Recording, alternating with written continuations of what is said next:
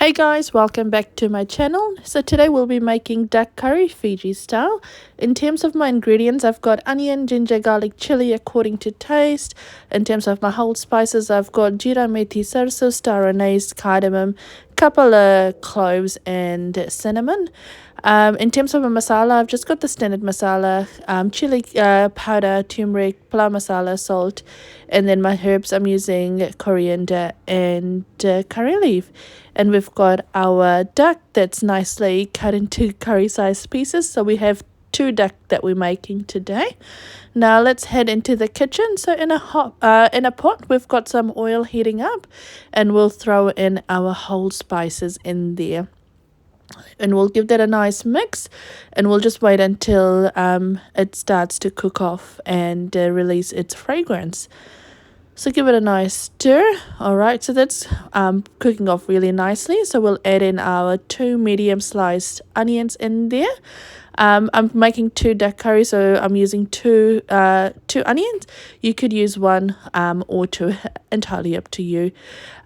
So in terms of our onions, we'll mix that around and we'll let that brown off nicely.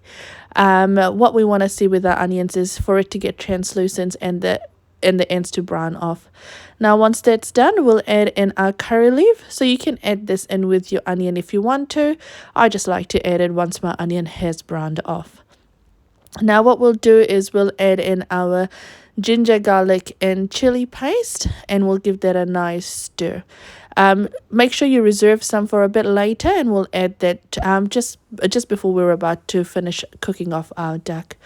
So we'll give that a stir, and we'll want that to cook off and brown off nicely. Once that's browned off, we'll add in our masala, and we'll give that a nice stir. Now if you are using quite a bit of oil, you don't need to add any water to this.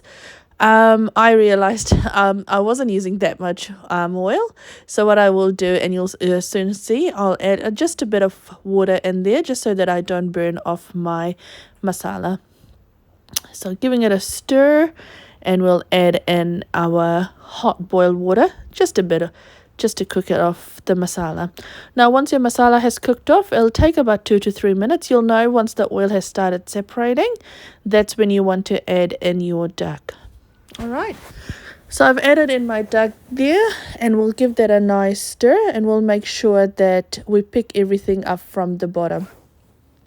Now with my duck curry, I like to cook it in sort of low to medium heat, just because I don't like to add any water to this, and I want it to just cook off nicely.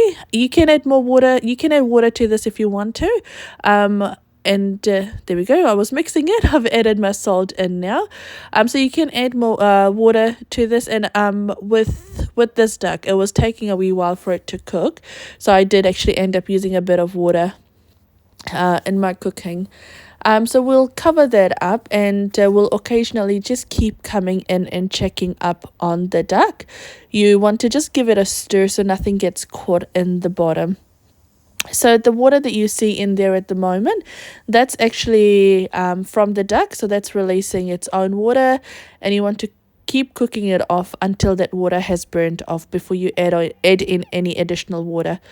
Cool, so we'll cover that up and then just let that cook off nicely. We'll come check on it again. I can see there's still a bit of water in there, so we'll give it a stir. Again, just making sure we're picking everything up from the bottom, just so nothing's catching on the pot, and so we're not having that burnt smell. Alright, so that's looking really good. We'll give it a stir, and then once we've stirred it, we'll cover it up and then just let it cook in low heat. This is a nice dish to cook when you don't feel like cooking, spending a lot of time in the kitchen. You just want it to cook away slowly. So there we go, that's looking really good right now. So giving it a stir, showing you guys the masala, that's looking really, really nice. You can see I'm sort of picking things up from the bottom when I stir it, and we'll cover it up and let it cook. Now I've added in my masala, my pla masala. Now if you don't have pla masala, that's fine. You can just add in your normal masala in there if you want to. So we'll give that a stir, cover it up, just making sure that the pla masala is nicely incorporated. Once that's done, we'll cover it up and then just let that cook off. Alright, so that's cooked off. So since I've added my plum masala, I've checked it after 10 minutes and that's cooking away really nicely. And so what we'll add now is we'll add in the ginger garlic chili that I said to reserve a bit later. I like to add this when I'm making curry, especially meat curry, just so it adds a level of freshness to it, and it tastes really good when you do it. If you don't have any reserve, that's absolutely fine. You can skip this step, and you'll see sometimes, especially with my lamb curry, when I was cooking it, I forgot to do this step, and that's absolutely fine. If you don't want to add ginger and chili, because I know sometimes when you don't fry off the chili, it does get a bit spicy, so you can just crush some garlic and add that in there. Alright, so that's cooking away really nicely. So what we'll do is we'll add in our tamarind pulp now. Now, when you're adding in your tamarind pulp with your curry, don't add it in the start of it. You want to make sure you're adding it when it's sort of at the end of your cooking. That way, it will actually taste really good, and your masalas will go into the bones really nicely as well.